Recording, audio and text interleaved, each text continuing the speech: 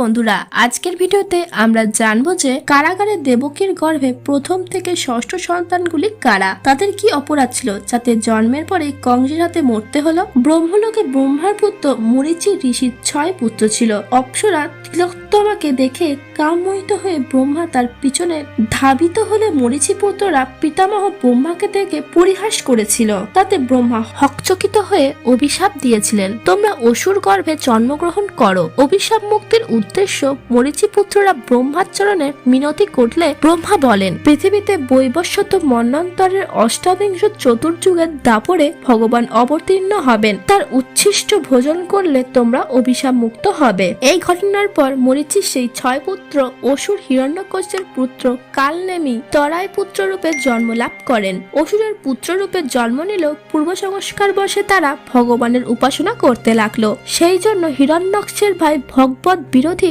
হিরণ্যকশিপু সেই ছেলেদের প্রতি ক্ষুব্ধ হয়ে অভিশাপ দেয়, তোমরা পিতৃকুলের মর্যাদা নষ্ট করে পিতৃশত্রু শ্রীহরির উপাসনা করছো, অতএব তোমাদের পিতৃহস্তে মৃত্যু হবে। কিন্তু তাদের পিতা কালনেমি দেবতাদের সঙ্গে যুদ্ধ করতে গিয়ে ভগবানের সুদর্শন চক্রে নিহত হয়। অসুরের বংশধর হলেও হিরণ্যকশিপুর পুত্র ভগবত ভক্ত বলি ভগবান শ্রী মানবদেবের আদেশে সুতল লোকে গমন করেন এবং কালনেমির সেই 6 পুত্র সুতল লোকে বাস করে, কিন্তু তারা শাপমুক্ত হতে পারেনি। শাপমুক্ত হতে হলে পিতার হাতে মরতে হবে এবং ভগবানের উচ্ছিষ্ট খেতে হবে। অসুর কালনেমির জন্ম ছিল কংস রূপে। যোগমায়া তখন মরীচি পুত্রীদের শাপ মোচন করার উদ্দেশ্যে দেবকী গর্ভে তাদের একে একে আনিয়ে কংসের হাতে বধ করালেন। তারা তখন হিরণ্যকশিপুর অভিশাপ থেকে মুক্ত হয়ে আবার সুতল লোকে গমন করে, কিন্তু ভগবানের উচ্ছিষ্ট ভোজন করার বিষয়টি তখনও ঘটেনি।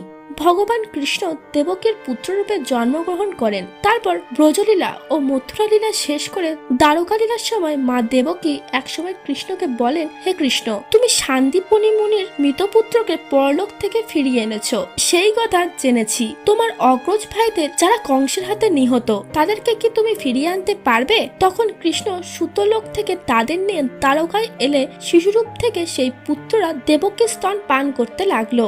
দেবকী স্তন প্রথমে শ্রীকৃষ্ণই পান করেছিলেন, অতএব সেই কৃষ্ণ উচ্ছিষ্ট পান করে তারা শ্রী ব্রহ্মার শাপমুক্ত হয়ে ব্রহ্মলোকে গমন করেন। হরে কৃষ্ণ। তো বন্ধুরা, ভিডিওটি কেমন লাগলো তা আমাদের কমেন্টের মাধ্যমে অবশ্যই জানাবেন। এই ধরনের আরো রোমাঞ্চকর পুরাণ কাহিনী জানার জন্য এই চ্যানেলটিকে সাবস্ক্রাইব করে পাশে থাকা বেল আইকনটি অবশ্যই ক্লিক করবেন পরবর্তী ভিডিওর আপডেট সবার আগে পেতে। তো বন্ধুরা, আজকের মতো এই পর্যন্তই।